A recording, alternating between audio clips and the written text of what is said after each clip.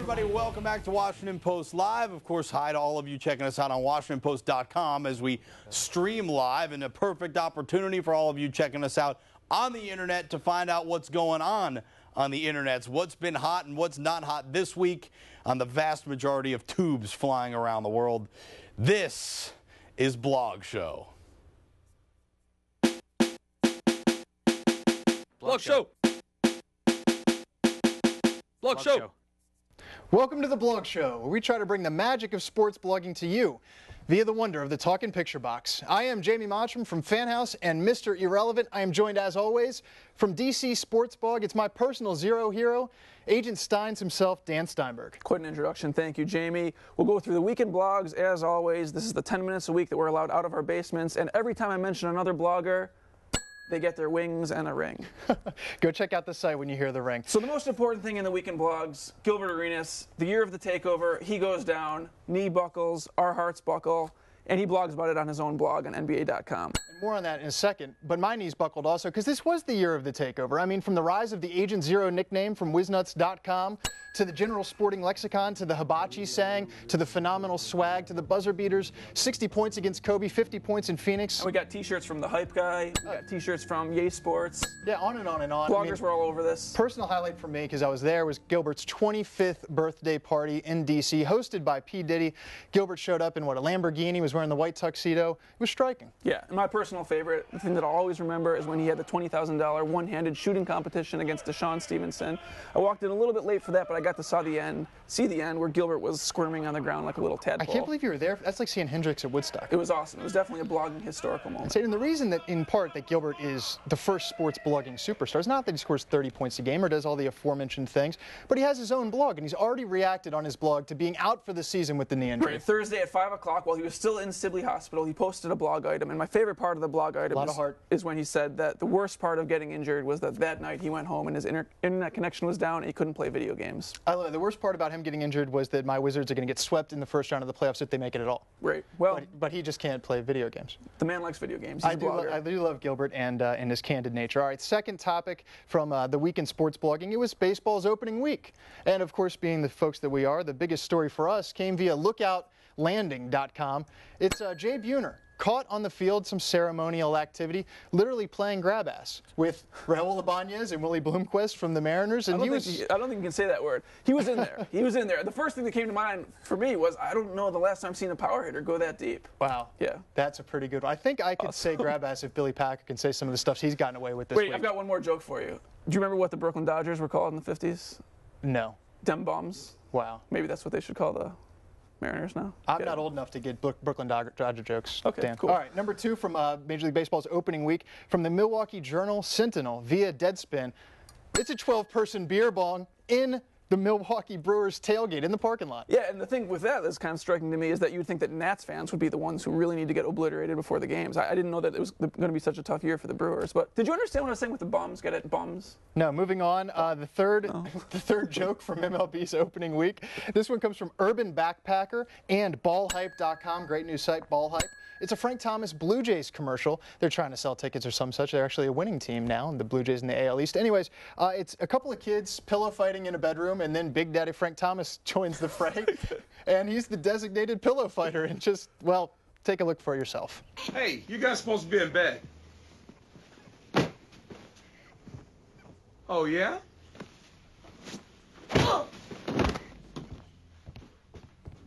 All right, now the thing about that ad that makes it notable is that the Television Bureau of Canada has refused to approve it until the part showing the child being knocked to the floor was edited out. Yeah, what was interesting to me is I heard that the Nats kind of tried to do a similar promotion with the middle of their order in the pillow fighting, but the guys all kind of swung and missed with the pillows. You know? Wow. Did we get a joke writer this week?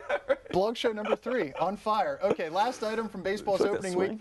This one comes from BaseballMusings.com, a longtime favorite. Definitely deserves the ding. They picked up on opening day, on the morning of opening day, that Curt Schilling had broken his arm because he got sideswiped by a car in Kansas City. He got it from, he didn't just make it up, he got it from a Boston sports talk radio guy who was playing an April Fool's Day joke a day late. April 2nd. Yes, the only thing lamer than an April Fool's Day joke is playing a joke on April 2nd. Yeah, and the Nats seem to have some kind of joke going on, too, with half of their lineup going down on day one. Anyhow, moving on. What's next? Tell me out with this. You know, you really need these business cards. Go ahead. All right. Eric Wynalda versus Jim Rome. Eric Wynalda, obviously from ESPN soccer analyst, former soccer player, one of the best this country's ever produced, apparently. He had this to say about Jim Rome on a FulhamUSA.com site. You will never get a guy in me who is more of a believer in the American player. Jim Rome can blank my blank. And he should be very afraid, because I'm the kind of guy, if I get too many drinks in me, I'll club his ass. Right. It didn't actually say blank, for the record. No. And the thing that was most interesting to me was actually kind of pointed out by the Sports Frog blog.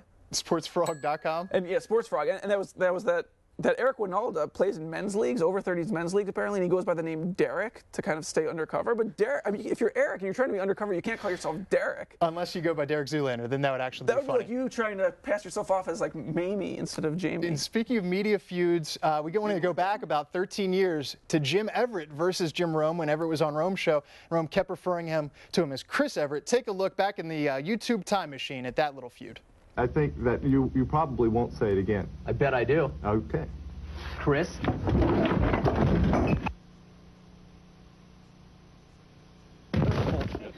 What's notable to me about that clip is not just the fake fighting, but the fact that Rome has no goatee. Yeah. There was a time before the goatee for Rome? Honestly, I would have liked to see Everett clock him with a pillow. And then elsewhere, lots of pillow fighting. More on pillow fighting in a minute, actually. There's another media war that's broken out this week. It's Colin Cowherd from ESPN Radio. He actually requested that his The Herd listening audience should go and shut down thebiglead.com, one of our favorite sports blogs.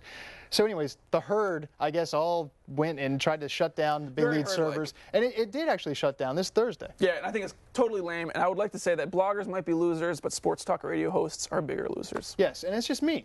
Yeah, that's not cool. Yeah. That's somebody's livelihood here. That's right.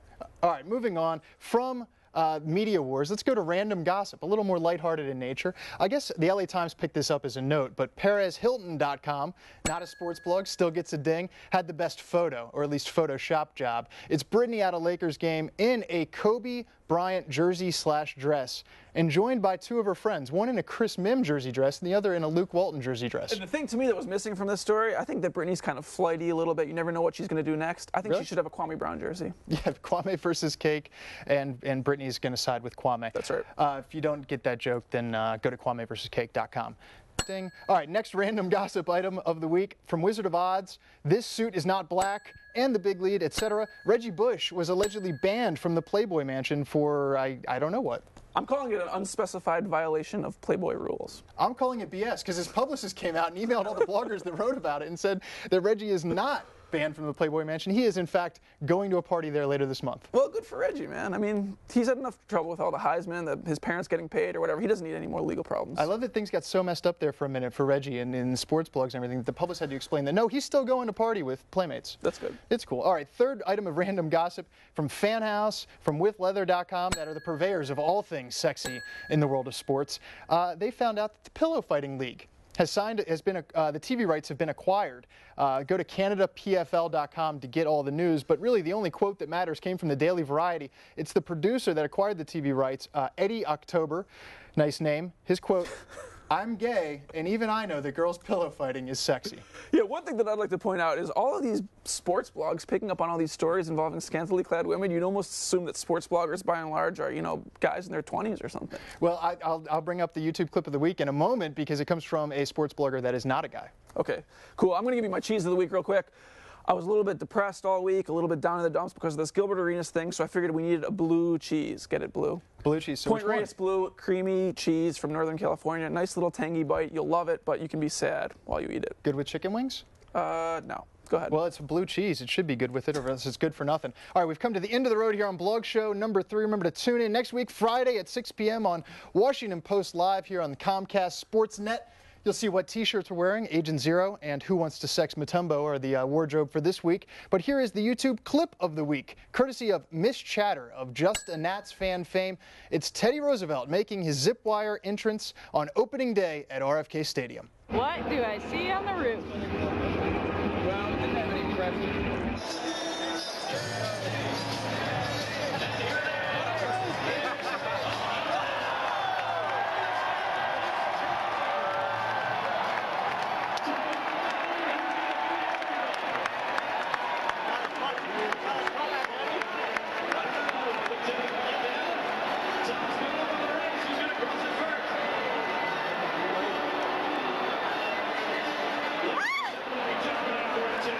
Blog Show wardrobe provided by WizNuts.com and 289 Design. Blog Show. Yes, Dan Steinberg's DC Sports Blog can be found on WashingtonPost.com or at the URL you see right there. And Jamie Mottram's personal blog is called MrIrrelevant.com. Of course, he's the proprietor of the AOL Fan House sports blog as well.